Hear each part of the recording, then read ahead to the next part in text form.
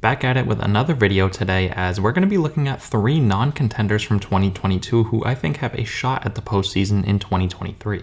And my version of non-contenders for this video is going to be any team who finished 10 plus games under 500. And I also want to emphasize these 3 teams today that we're going to be looking at I think have a shot at the postseason. I'm not saying they're going to make the postseason. So with that in mind, let's get right into the video. The first team we have today is the Arizona Diamondbacks. The Diamondbacks finished out the regular season at 74-88, which was good for 4th place in the National League West. Not too many people were picking Arizona to make the postseason this year, as they were coming off a 52-win season in 2021. But after improving by 20 plus games this season, you can't deny that they have a pretty bright future. Offensively, they have some pop, as they had 173 home runs this year, which ranked 14th in all of baseball. And they also had a 689 team OPS, which ranked 21st. So offensively, they were sort of middle of the pack this year, but I think it's safe to say they're going to be better next year. They have a lot of talented bats in Dalton Varsho, Ketel Marte, Christian Walker, Josh Rojas, and Jake McCarthy. And they also have a couple of really good young players in Corbin Carroll and Alek Thomas. And we can't forget about Jordan Lawler, who is currently the number 12 prospect in all of baseball, who has a shot to make the major league roster next season if he plays well in the minor leagues. So I just named off 7 players right there who I think could have a big impact offensively. No, I'm not saying they're going to be one of the best offenses in baseball, but I do think they're going to be, like I said, improved off of this year. Now looking at their pitching, this is where things get a little questionable. They have 2 high-end starters in Zach Gallen and Merrill Kelly, who I think are going to pitch very well for Arizona next year.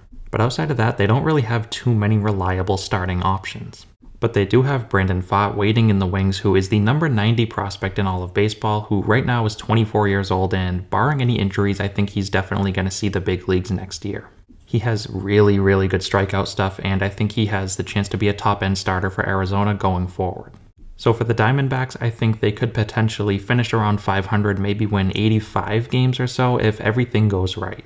So could the Diamondbacks make the playoffs? I think so, if everyone stays healthy and plays up to expectations.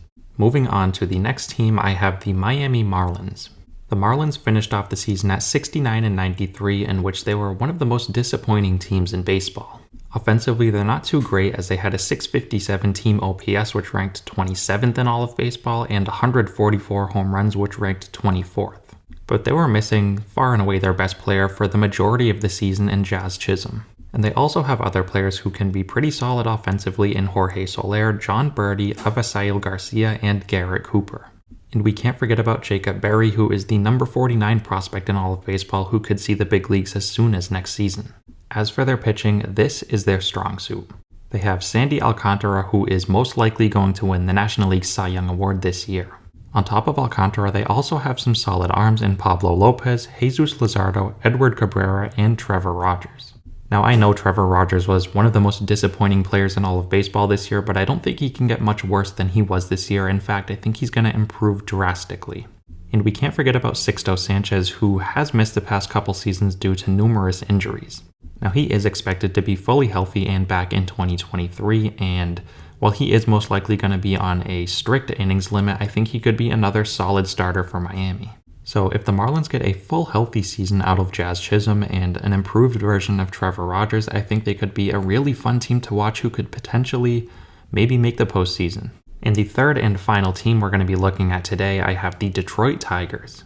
Now I know this one is hard to believe, but hear me out. The Tigers were far and away the worst offensive team in baseball, and it wasn't close. And the way I look at it is that they really can't get worse than last season, they're only going to improve offensively. I think Javier Baez really can't get much worse than last year, so I think he has to improve. Austin Meadows missed a full chunk of the season, and he's shown in the past that he's capable of putting up all-star caliber numbers, and I'm not saying he's going to do that next year, but I think he's going to be a lot better than this year. We have Spencer Torkelson and Riley Green, who were top prospects in all of baseball before their call-ups, who didn't necessarily play too great. So you have to think each of them is going to be much better with a lot less pressure on them in year 2. And they also have Jace Young, who is the 71st ranked prospect in all of baseball, who is most likely going to see the big leagues next year. So I think it's pretty realistic to look at the Tigers offensively and say they have a legit shot at finishing right around 20th in baseball in terms of offense next year. And for their pitching, I think they have a lot of potential. If they get a full healthy season out of Eduardo Rodriguez and Tarek Skubal, I think they both have potential to pitch 200 innings and have a sub 3.5 ERA. And they also have some other arms who have a lot of potential who pitched pretty good this year in Matt Manning, Joey Wentz, and Bo Bresky.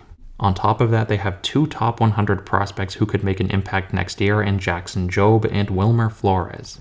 So do I think the Tigers are going to make the postseason next year? Probably not, but do I think they can improve drastically off their 66-win season this year? I think so.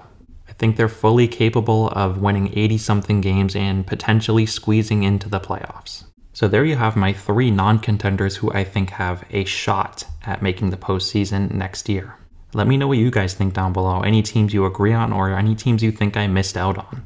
As always, I want to thank you guys again so much for watching and continuing to support, and I'll see you next time.